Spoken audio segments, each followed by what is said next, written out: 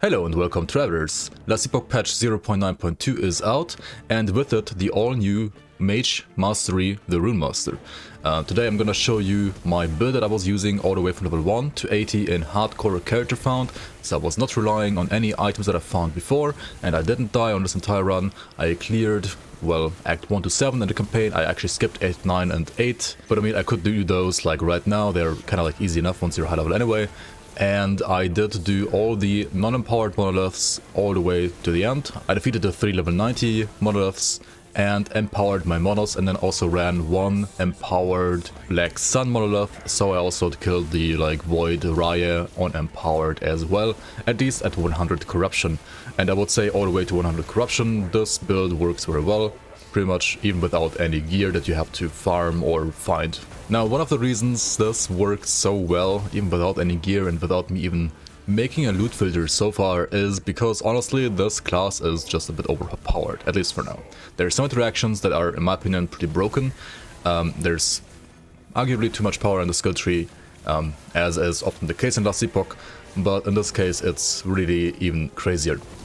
So expect some nerfs to the class in general, and expect maybe some nerfs to some of the, well, also stronger skills in this class. However, I would argue I'm not even using the strongest skill, or rather the strongest invocation, but more on that later. So first of all, let's check out the skills I'm using. So I'm using Runebolt, the Runic Invocation skill, Flame Rush, Frost Wall, and Flame Ward. First of all, let's talk about Runic Invocation. This one is the core of this build, and this one is also one of the core skills, or like the exclusive skill as well, for the Runemaster mastery. So how this works is basically like Invoker from Dota. For those of you that haven't played Invoker from Dota, basically this skill does the following. So whenever you use a skill that is not the skill itself, you gain a rune of the corresponding element of that skill. So for example, if you use a fire skill, you get a fire rune. If you use a cold skill, you get a cold rune. And if you use a lightning skill, you get a lightning rune.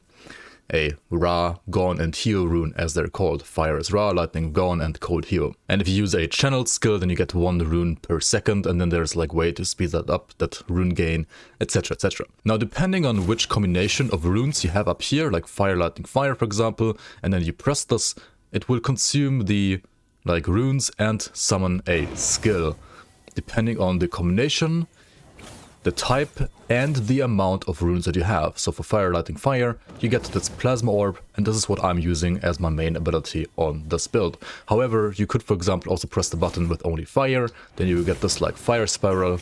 With Fire, Lightning, you would get Dancing Sparks, which is also actually a decent ability for like a 2 rune ability. And if you press this without any skills, you would only get like some ward, right? As you can see here, it's basically like a mini flame ward, but like, I mean, you kind of don't want to use it for this pretty much ever.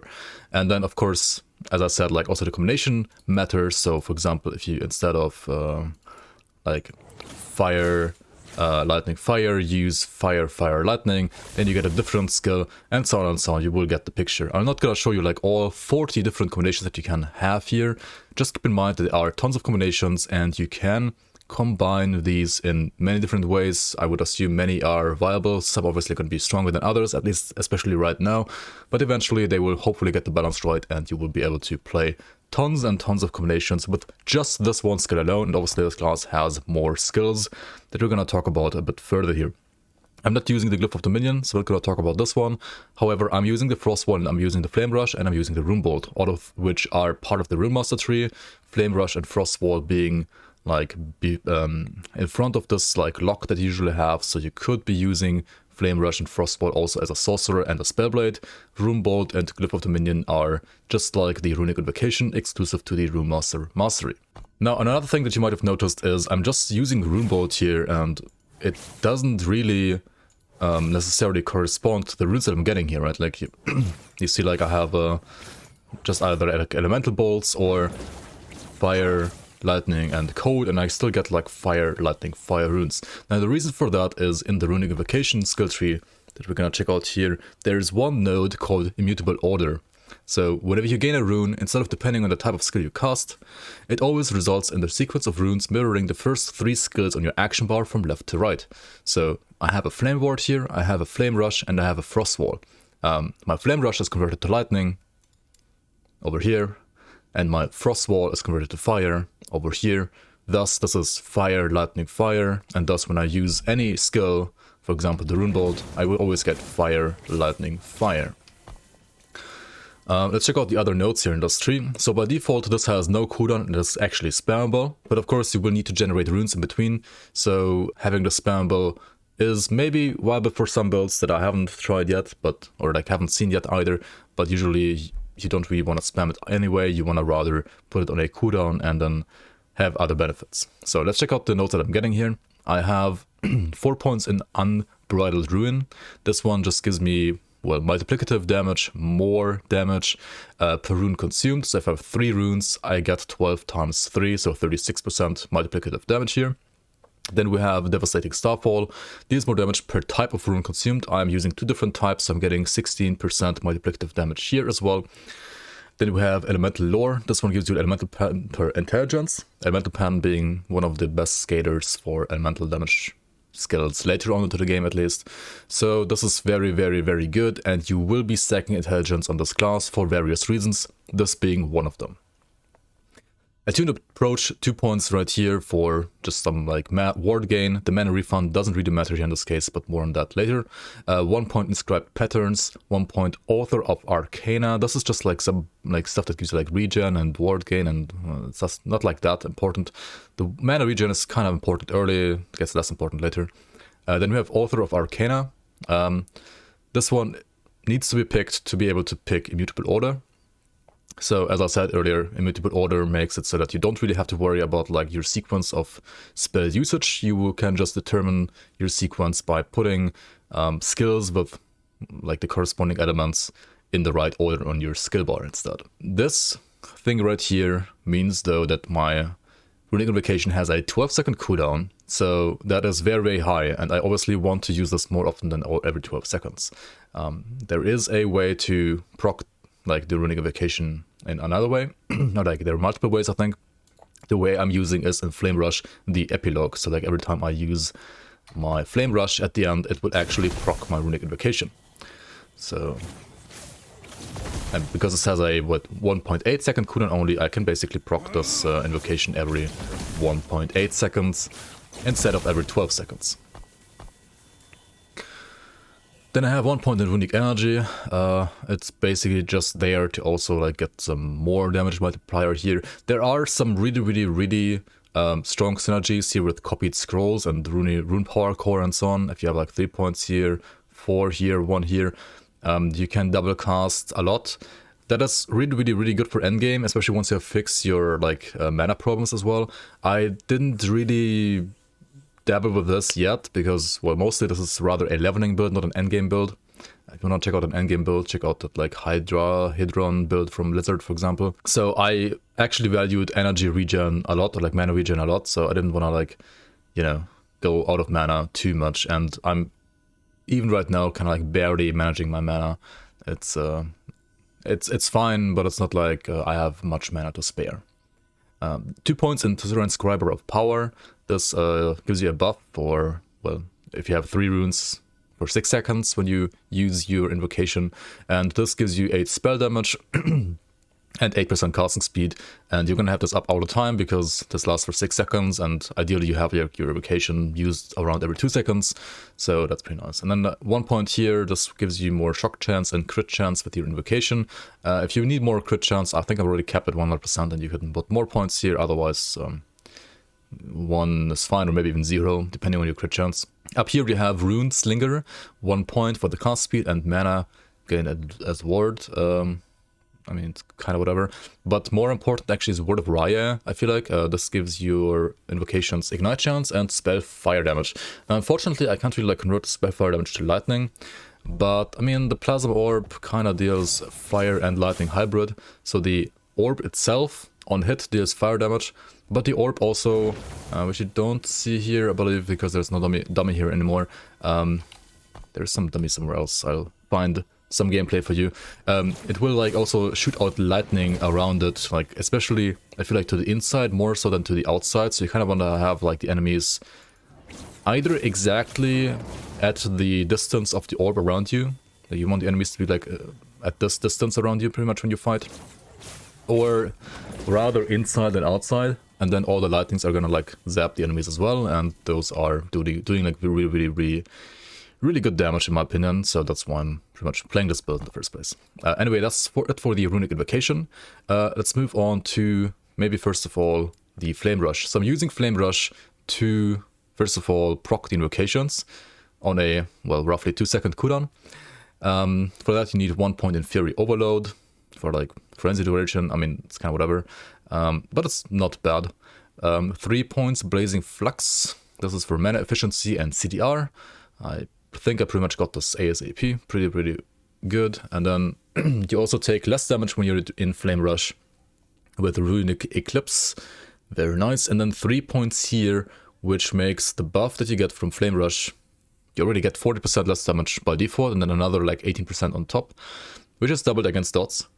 And then you have this buff persist for like 45% of the time that you spend in the Flame Rush after the Flame Rush ends.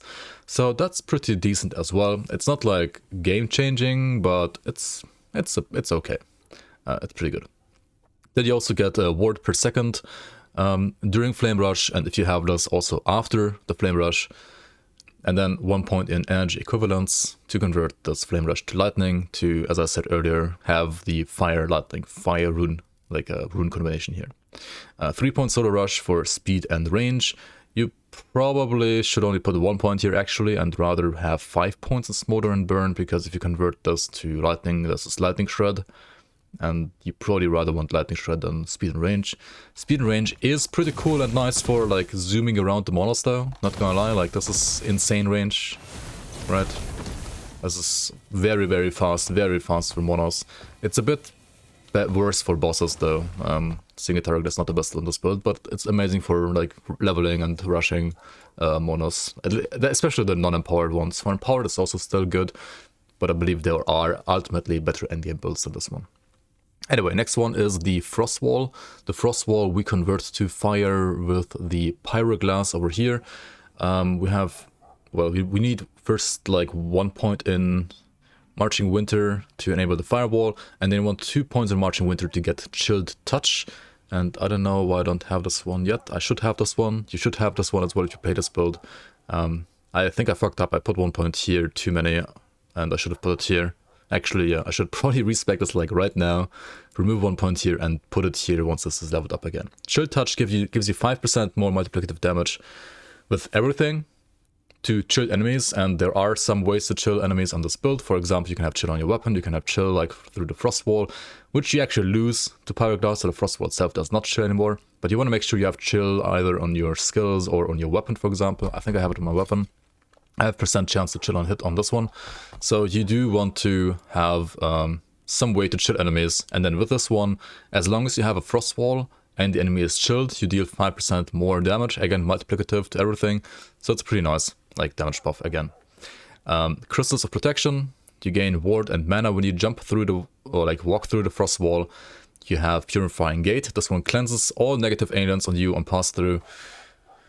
Really strong in my opinion as well. And then 3 points in Aspirant's Arrival. This one is also really strong. However, it does make the gameplay a bit annoying sometimes, because what this does is the longer your Frost Wall is active, or like your Flame Wall in this case, the more damage will your next Runic Invocation deal after you walk through it. So you want to have this active here for like 1, 2, 3, 4, 5, then walk through it, and then you have this buff, and then you proc your invocation. Now this one deals how much more damage? Well, damage per second of existence plus 30% multiplicative times 5 is 150%. So this just deals times 2.5 more damage because of this, like 3 points. Like, what? I don't know, man. It seems kind of ridiculous. It seems very ridiculous. I don't know if this is gonna stay like this. It seems just absolutely ridiculous. Anyway, we also have boosted kickoff. So this one gives you frenzy and haste when you walk through the wall. Pretty nice. And more importantly, you want prepared wards. This one procs flame ward when you walk through the flame wall. And, well, it doesn't put flame ward on cooldown. So you have the wall, you have the next wall, you have the next wall, you have the next wall, you have the next wall, you have the next wall, you have the next wall, the next wall, right? You see this? Like, what? This is so broken as well, like, holy shit. As long as you have the mana to sustain this, of course. And also keep in mind that if you're spamming this, you're not gonna get like that much damage out of your invocations, because you do want the flame wall to stay up for like 5 seconds before you pass through. But still, like, if you need more ward in certain situations, you can just do what I just did and get like a lot of ward. A lot of ward. And it's not only ward, but it's everything that you have in flame ward, so like also the damage reduction, etc, etc, but we'll talk about that in a second. Then we have 1 point in biting limit, 3 points of protection of the apostate, and 1 point in shelter of the chef. What this does is it basically gives you ward for enemies that like pass through the wall or like chill in the wall, right? So yeah, these are good as well. Actually, it's only on pass through, not like as long as they stand there, but yeah.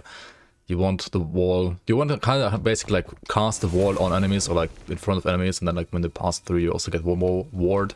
And another reason why you want the wall to be on enemies is because of Brand the Invaders. Now Brand the Invaders gives the brand of trespass on enemies that pass through the wall. And the reason why you want to brand is because brand is one of the ways to get like more multiplicative damage against bosses, and this is kind of how I'm trying to fix the single target on this boss, on this build. Otherwise it wouldn't be as good. So yeah, you do like more damage to bosses that have brand on them, and that's why you want the brand. And now you could also say, well, Flame Rush is a fire skill, right? Frostball is a cold skill, but you can also convert it to lightning here. Why aren't you like playing Fire Flame Rush and Lightning Frostball then instead? That's actually what I was doing for leveling for a long time. And then realized at some point, well, I need brand to do more single target damage for bosses, right? But there is no way for me to get a brand really unless I use this, but it only works at lightning skills that cost at least 15 mana. Or I use Glyph of Dominion, which also has like a way to brand enemies, or I use, well, Frostwall, but Frostwall only can brand if you make it fire. So since this is fire now, you would have to either make Flame Ward Lightning, which is over here, which needs like 1, 2, 3, 4 points, or I just make my Flame Rush Lightning, which needs literally only 1 point. So that's why my Flame Rush is Lightning now, and my Flame Wall, my Frost Wall is fire, and Flame Ward is also still fire. That's basically the reasoning behind that.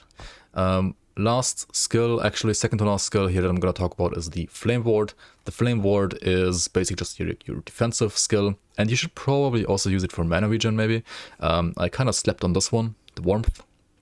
But for leveling it was also fine like this. Like I just use it to like gain ridiculous amounts of ward from like Fuel the Flames, Concentrated Shielding, Fortification, Starboard Defense, Barrier, Prismatic Buffer, and so on and so on. But honestly, I think I fucked up slightly here. And what you should do is you should just like max out Warmth ASAP. And the reason for that is also that the one node before this, Mental Aegis, I thought for some reason you're gonna lose mana also when you use this, but you're gonna have so much ward that this never really takes effect anyway. This only shields HP, like health, it does not shield ward. So you do not lose mana when enemies only hit your ward and not your health. So this literally does not reduce your mana. So you're fine using these two, especially this one, as long as you have enough ward. But I mean, as I showed earlier, you're gonna have enough ward on this build, right? The ward is not gonna be the problem. And also in a way, this is actually also not too bad, because in case you actually do drop your ward and enemies start hitting your HP, then you probably actually maybe want this to take effect and shield you for more so that you don't die. So yeah, Mental Aegis and Warmth would be, well, 5 points. Now where would you pull those 5 points? You would probably have to remove some of the ward nodes.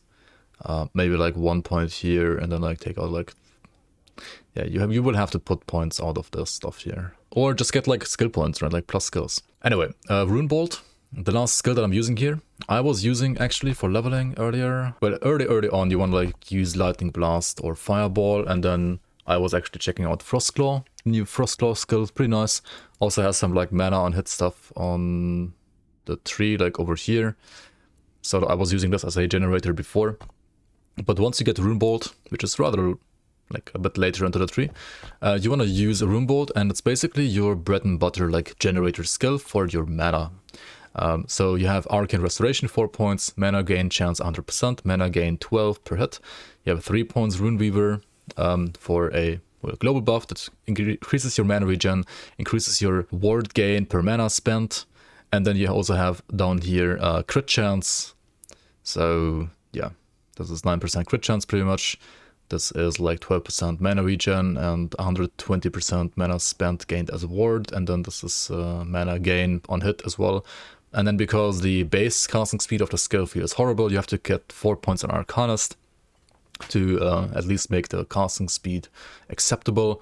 And then I was actually like trying out stuff over here. I think you always want 2 points Arcane Overcharge to get Runic Invocation. That's always amazing. And then Attuned Recovery is probably like okay. You can get some more mana, get some more like ward or health. Amplified Cascade, like after using 3 skills like this, you're gonna get Tri-Elemental. Like these have like all 3 elements now, and these all 3 element bolts, well, do basically like a bit of all 3. Like you get health gain, ward gain, and mana gain. But honestly, the health gain is anyways useless, and the other 2 are good. But the other thing is like, in actual combat, you like rarely cast more than, you know, like 3 Runebolts anyway, because you wanna put down the wall, then you maybe like cast 1 or 2 Runebolts, and then you wanna like charge through it, right? So you wanna wall, get the runes, charge through, wall, rune. Like ideally, you only use Runebolt like once. If you have the mana to sustain, which I don't quite have yet, you wanna like flame wall, use this once, and then just charge through, right? And you have to use it at least once to get all the buffs, right? So this once, and then... Right now I'm using the Runebolt a bit more in between, but that's mostly because of mana issues, I guess. You don't really need Amplified Cascade, and this is also when a Runebolt passes through a frost wall and is intensified, dealing more damage, gains more increased projectile speed as well. It's okay because like you want to put down your wall first because you want this to be active as long as possible, and then you like shoot through it anyway, and then you charge through it, right? So it's not bad, like it does make sense. But then again, like this Runebolt is not like your main source of damage, so it's not like that important. And it might be better to have like Efficient Experiment, for example, to have a chance to double cast. And double casting should mean that you will also get double the mana, like double the stacks here. Maybe some Armor Shred as well, because, well, yeah, Armor Shred is actually pretty good as well, because you are doing hits and not dots. So this should be decent as well. Anyway, these are the skills. Now let's move on to the passives. So I'm playing obviously a Runemaster. I have Mage, Sorcerer, and Runemaster put points into, no points in Spellblade. So for the base class Mage, I'm using 8 points Arcanist, and then I started also out like putting 8 points in Elementalist, and then switched out the points for Elementalist later over to Scholar because of mana issues. But I feel like right now, like once you have your mana fixed, you want to take these out again, because the health is, unless you have something like Exsanguinous, I think, it's kind of useless. Anyway, you can get Knowledge of Destruction. This is very, very, very, very good as well once you have your crit chance up, which I have right about now. I should probably respec to get Knowledge of Destruction pretty much exactly now. Until then I was using Mage Flurry just to have like better casting speed, to like just help out like with the overall smoothness of the game, of the build rather. But yeah, at this point you probably want to like pull some points from like Scholar and Mage Flurry and put as many points as you can into Knowledge of Destruction instead. Maybe even like put points back into Elementalist instead of Scholar, because Scholar, as long as you have your mana issues fixed and your health is useless, as long as those 2 things are true, then you don't really need Scholar. But Scholar is, I believe, still good if you have items that give you ward depending on missing HP and that also make you lose HP all the time. Then this should be probably good again, actually. The 5 points in Sorcerer is currently only 5 points in Calculated Destruction. You have 5 int here, 5 points give you spell crit chance per intelligence. This is an insane amount of crit once you have high amounts of intelligence. Really, really good. In between like some levels I had some points in Mana Shell, 2 points here and then like 6 points here, just to help out with mana regen. I dropped them for now, but yeah, if you need more mana regen, you can always like put some points here. And then I think Lost Knowledge also used to be really, really good. They nerfed it at some point. Depending on how much mana you have and how much regen you have though, and how much mana you will consistently have during combat, this might still be pretty good though. But yeah, it depends. The Runemaster is obviously our main mastery, and we have 8 points in Sphere of Protection. This will mean that you take less damage from ignited, shocked, or chilled enemies. I am igniting with my Invocation with Word of Raya, for example. I am chilling with my weapon on hit. I'm shocking with my weapon on hit. So ideally, enemies should always be either ignited, shocked, or chilled. And then I take 8% less damage, multiplicative. 8% damage reduction is really, really good, so you want this pretty much all the time. You can increase your ignite chance and shock chance even more here, but I'm not doing that. Rather, I have 1 point in Unsealed Mana, 8 points in Arcane Focus for more intelligence and ward gained and direct spellcast. 6 points Transcendence for just like health, and then 36 ward per second gained, at least once you have 60 intelligence or more, which I do have. 6 points Mental Catalysis, which is only good if you have a Catalyst. Otherwise, you obviously drop this, but this is pretty nice for like bonus crit damage, avoidance, or like reduction rather, and intelligence. Crit multi from Inscribed Instruments. I got this later. Like once you have high crit chance, you want to get probably more points also going forward here. I still have 5 points in Decree of the Bountiful Ocean because of mana regen, and if you are using a Gone Rune or Runebolt, then you will have more mana regen. So this is very, very nice here to fix my mana regen. 8 points in Decree of the Burning Wind. I also got this a bit later rather than earlier. This is, again, basically more damage to bosses and rares. And you have double the boss damage if you have a Ra Rune or a Frost Wall. I have both. So, yeah, this is really, really, really good and a must-have if you are using either Frost Wall or Ra Rune. 10 points in Arcane Inscriptions. You want to always get 8 at least. And then eventually 10 for the intelligence, because, well, you want intelligence, you get CDR per intelligence. One of the ways to, well, I don't know, like intelligence is just so premium for this build. You literally only want intelligence. You get CDR, you get, like, you enable stuff like Transcendence. You got the crit chance over here.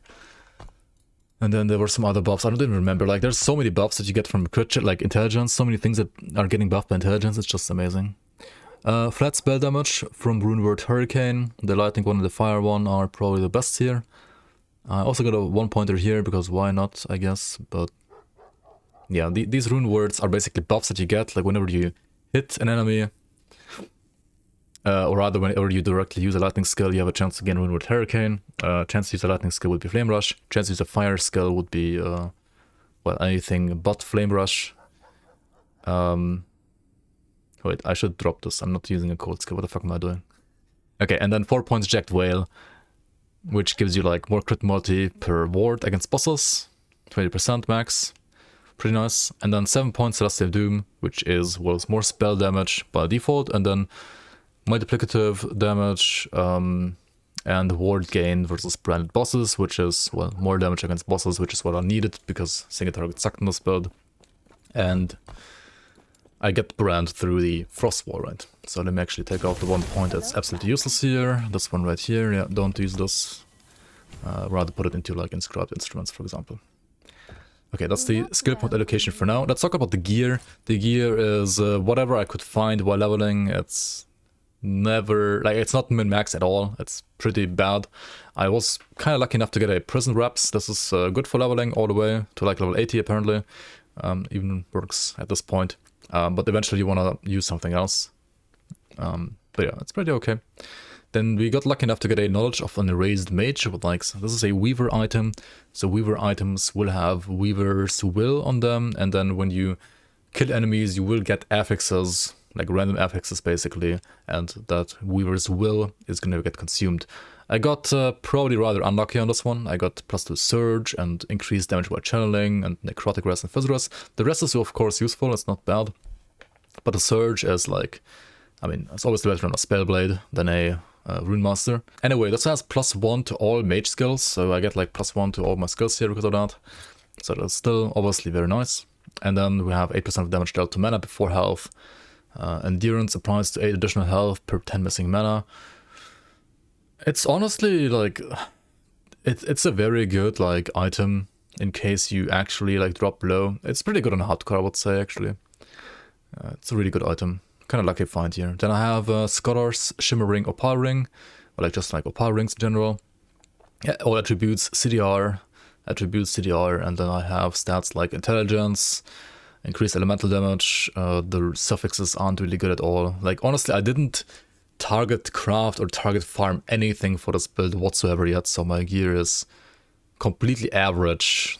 This is a level 45 pair of gloves with nothing except for 8 int basically.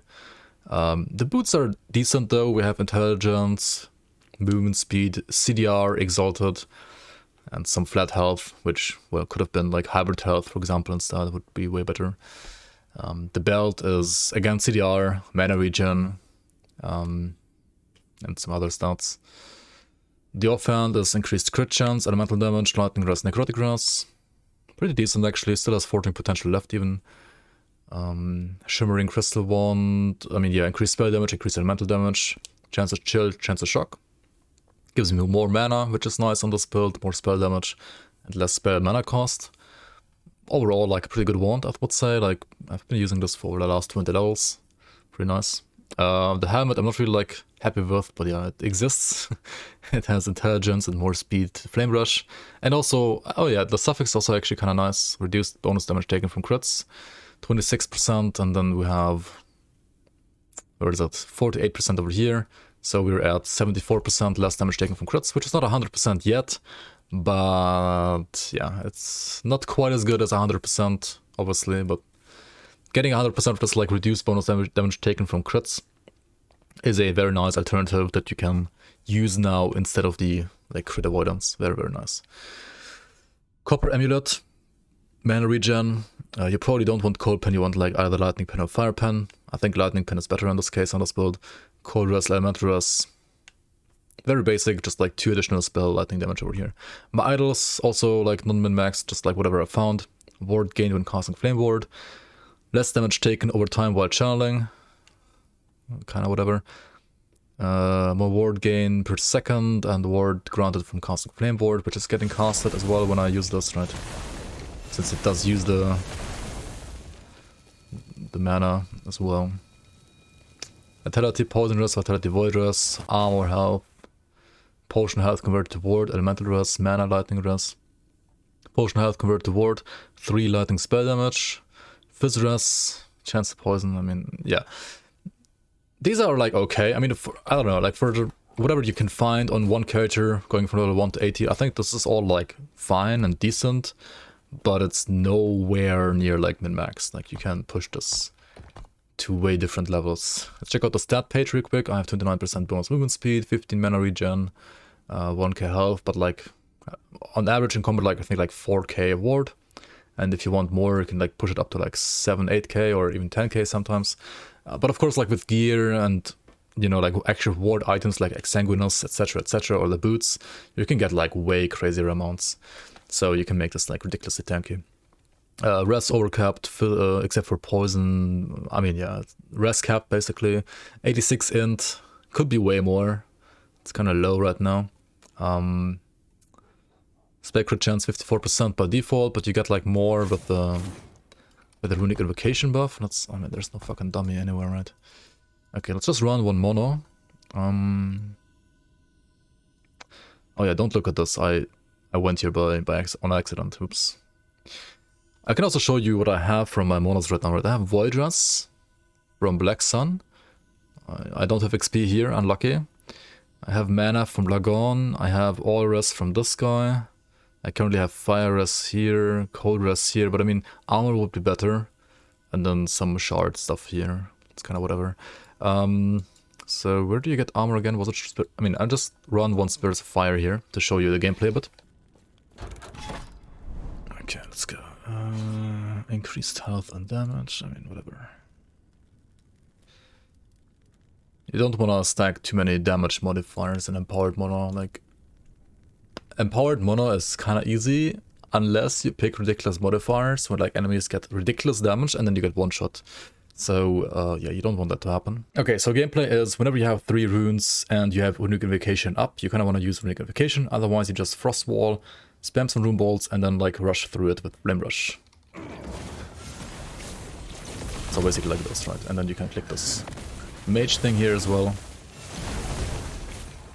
And then ideally you want to make sure that the enemy is like standing in the firewall and it is within the range of the plasma orbs, of course, right? Okay, that's one exiled mage down.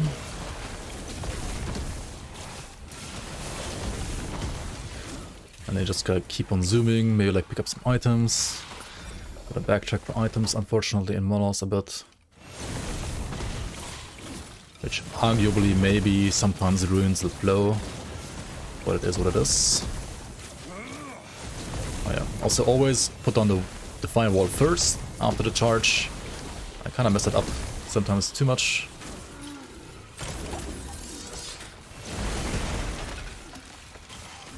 You can see I don't really have to worry too much about like any enemies because I rather have to worry about picking up items because my loot filter sucks, or yeah, just like checking out my runes. I keep track of my runes, right? Otherwise I on accident like press this without any runes, for example. I would argue this is one of the easiest ways to play Runemaster, but like compared to some like base game classes, like I say base game classes, compared to some of the classes that existed before Rune Mage, this class is still rather complex, even in its like easiest to play state. But there are, of course, if you do not use this immutable order, ways to play this class that would be even more like complex, of course, where you could like use different invocations depending on situation, etc, etc. But honestly, that's too much for my tiny brain, so I just like to play this instead. And it works fine so far. I mean, as you can see, there's no like 5 billion crits like you can see in Lizard's Hydra build. But then again, he's level 100, he's like super min-maxed, right? But yeah, this is pretty nice for like just zooming through monos. Bossing is a bit slower, but it's also decent with like, if you play it properly with the brand and then like with the stacking the plasma orbs around you, make sure the enemies are like staying inside the range of the zaps of the plasma orb, then it's actually pretty nice. Now one last thing I want to talk about here real quick is the multiplayer synergies with a Runemaster. I was playing this on offline single player, however, if you are trying to play this in multiplayer and if you want to play with your friends and so on, then Runemaster is still a very, very nice addition to a party. And even this build right here as it is can be very nice for party play, because you can simply, for example, just pick up Logocracy, and then all these rune word buffs that you have here, like Inferno, Hurricane and Avalanche, will also be granted to your team members within a 16-meter range. So yeah, they would also get more spell fire damage, more spell lightning damage, and more spell cold damage. So this can probably work well together with something like a shaman or any other like elemental mage. Anything that like uses spell damage will like gladly have you in a team if you use Logocracy as well. And arguably even crazier, the ward synergy I showed you earlier with the Frost Wall also works with allies. Prepared wards also, whenever an ally walks through the wall, they will also get Flame Ward. So they can also get the same crazy amount of ward that you can get, right? I mean, they probably would have like worse ward retention and so on, so they won't be able to, you know, sustain it as well as you can, but they still will get Flame Ward. And even if you don't spec it into like the ward gain, right? You can spec it into the mana regen gain, you can spec it into just like more damage reduction as well, you can have it last longer, and that is just an insane way to like buff your team as well. Like Frostwall is probably in multiplayer, if you're playing this class, a must-have. This is insane, and if you're playing exactly this build, you don't even have to like respec anything. Like you already have this there and you just put on the wall, you have allies like walk through it, and boom, they have the Flame Ward as well. You will have to make sure that you have enough mana though, because if an ally gets the Flame Ward from you, it will cost you mana. It will cost you the mana cost of Flame Ward. So make sure you have enough mana regen if you're playing this multiplayer and you want to like buff, like shield your allies as well. Also another skill that has pretty nice multiplayer synergy that I'm not using in this build, but that you could pick up on the Runemaster in general is the Glyph of Dominion. So the Glyph of Dominion has the node Atomization over here, for example, which while standing on your glyph, you and your ally deal more damage over time per stack of armor shred on the enemy up to a maximum of 14 stacks. So if you and your team are, well, using lots of armor shred and you are dot damage based characters, then this skill and this node especially is going to be actually pretty crazy to like stack damage, which is probably going to be like especially amazing against like for bossing, right? Against bosses, this should be absolutely insane in multiplayer if you're stacking armor shred and you're dot damage based. Then there's also the Shocking Grasp node, which gives you and your allies more shock chance while standing on the glyph. There's Mage's Decree, which gives you and your allies an increased area to spells. So when we have like AoE spells, this is even better. Charged Reflections. This first of all makes it so that Glyph of Dominion always is cast on top of yourself. And second of all, you and your allies will also get more ward while standing on the glyph. So yeah, pretty nice synergy here as well. And then you have Arcane Mirror, which gives you more resistances while standing on the glyph. And then you have Sanctuary's Threshold as well, which gives you and your allies haste, and also it cleanses ailments. So I'd argue the glyph as well as the Frost Wall in combination with the Flame Ward are like really nice support skills for a Runemaster, for a multiplayer party. And then alongside with these rune words, you can make a very nice kind of like Runemaster support tank with ward, I guess. It should be pretty nice actually. So yeah, thank you so much for watching, and thank you so much EHG for sponsoring this video. I'll see you around on the next one.